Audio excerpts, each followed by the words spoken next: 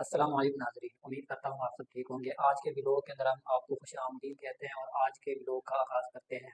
हमारी voice clear नहीं होती लेकिन हमारी जो खबर होती है वो 100% दुरुस्त होती है। तो आज की जो खबर हम आपको बताने वाले हैं उसके ऊपर हम आपको दो अहम बातें जो है वो बताएंगे जो आज तक शायद आपने किसी यूट्यूबर के मुँह से सुनी हो।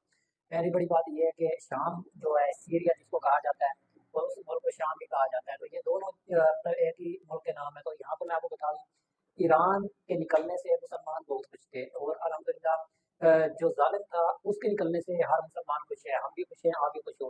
लेकिन यहाँ पर साथ में परेशानी की बात यह भी है कि एक जालिम गया तो उससे बड़ा जालिम मुसल्लत हो गया शाम के ऊपर। ये जो है हमारे लिए बहुत ही तकलीफ की बात है। आप लोगों ने मेरी बातों को समझना है और कोई भी पार्ट आप लोगों ने छोड़ना नहीं है।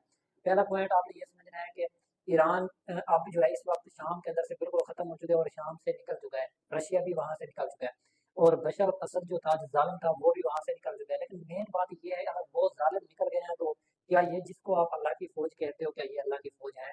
अगर अल्लाह की फ़ौज है तो वो फिर इसराइल के खिलाफ जंग क्यों नहीं लड़ रहे हैं? जितनी यहाँ पर इन्होंने आगे तबाही मचाई है, जितना आगे यहाँ पर नुकसान किया मुसलमानों का, अगर इतनी इनमें से 10% भी अगर ये हमास के साथ मिलकर इसराइल का मुकाबला करते तो आज जो है इसराइल ख़त्म हो जाता, या फ़लस्तीन के अंदर, गज़ा के अंदर जो जुल्म हुआ वो इतना ज़्यादा जुल्म ना होता। तो कहने का मकसद ये है कि इस फौज को तैयार करने वाला इसराइल और अमेरिका था और इस्तेमाल किया गया तुर्की का। ये बातें आप लोगों ने समझना है। तुर्की को बाज़ाहिर ये दिखाया गया कि भाई ये जो फौज है ये मुसलमानों की फौज है और ये सिर्फ बशर असद को जो है वहाँ से ख़त्म करके जो है वहाँ पर कब्जा करेंगे और मुसलमानों को आज़ादी दिलाएंगे।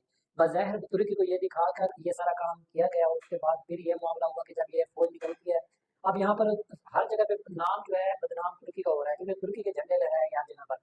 मेन इसके पीछे कौन था? वो इसराइल था, क्योंकि जिस तरह से एक तरफ से ये जो रिबल्स जिनको नाम दिया गया है ये फौज निकलती है और ये शाम के अंदर तबाही मचाना शुरू करती है और दूसरी तरफ से इसराइली फौज शाम के अंदर दाखिल होना शुरू कर देती है। तो कहने का मकसद है, जहाँ पर ये आपके जिनके नाम आपके लगी अल्लाह की फौज भेजी गई थी तो वो जो है बशर अल असद को वहाँ से मिटाने में और वहाँ से हटाने में मसरूफ थी और जो इसराइली फौज थी वो शाम के अंदर दाखिल होने में मसरूफ थी। तो कहने का मकसद अब ये है कि इस वक्त अगर देखा जाए बहुत से शहरों के अंदर, बहुत सी बस्तियों के अंदर इसराइली फौज बस चुकी है। और सबसे अफसोसनाक खबर ये है कि जो शाम के अंदर, सीरिया के अंदर जो भी है डिफेंस सिस्टम थे, जो उनके बनाए गए हथियार थे, उन सबको इसराइल ने अब तक ख़त्म कर दिया है। जब तक मैं खबर पहुंचा रहा हूँ तब तक ये सारी चीज़ें ख़त्म कर दी गई है और उन जगहों पर इसराइली एयर डिफेंस सिस्टम और इसराइली हथियार तैनात कर दिए गए हैं। तो इसका सीधा मकसद ये है कि उन्होंने सीरिया के अंदर रहकर जो है ईरान के ऊपर हमला करना है। ये मैं आपको बहुत बड़ी खबर दे रहा हूँ, सीरिया के अंदर रहकर ईरान के ऊपर हमले करने की तैयारी की जा रही है। तो ये कोई देखने में आप हो सकता है कि झूठी खबर भी लगे और ये भी लगे कि भाई ये छोटी खबर है, तो ये छोटी खबर नहीं है, ये बहुत बड़ी खबर है और इस खबर को आप लोगों ने समझना भी है।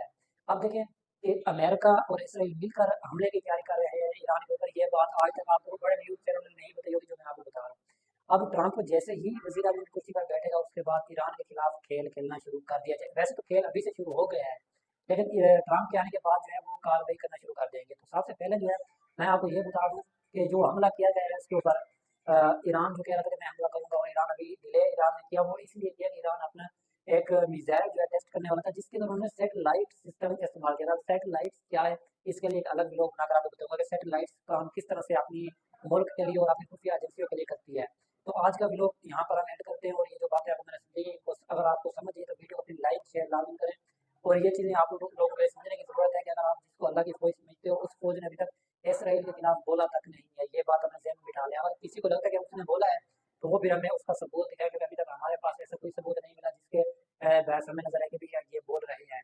तो अब जाके तुर्की की आंखें खुली, आप तुर्की कह रहे हैं कि भाई इसराइली फौज दाखिल हो रही है, इसको रोका जाए। तो भाई आप लोग ही तो हो ये सारा कांड करने वाले और आप आके आप सामने बैठकर ये बात कर रहे हो। तो ये सारे मामला आप लोगों को समझ आई होंगे और मैं उम्मीद करता हूँ कि आपको सही तरीके से समझा सका हूँ। बस वाकई समझे तो फिर वीडियो को लाइक शेयर और सब्सक्राइब करें। मिलेंगे इंशाल्लाह कुछ ही वक्त अंदर एक और बड़ा वीडियो लेकर आएंगे जिसके अंदर और हम जो है खुलासे करेंगे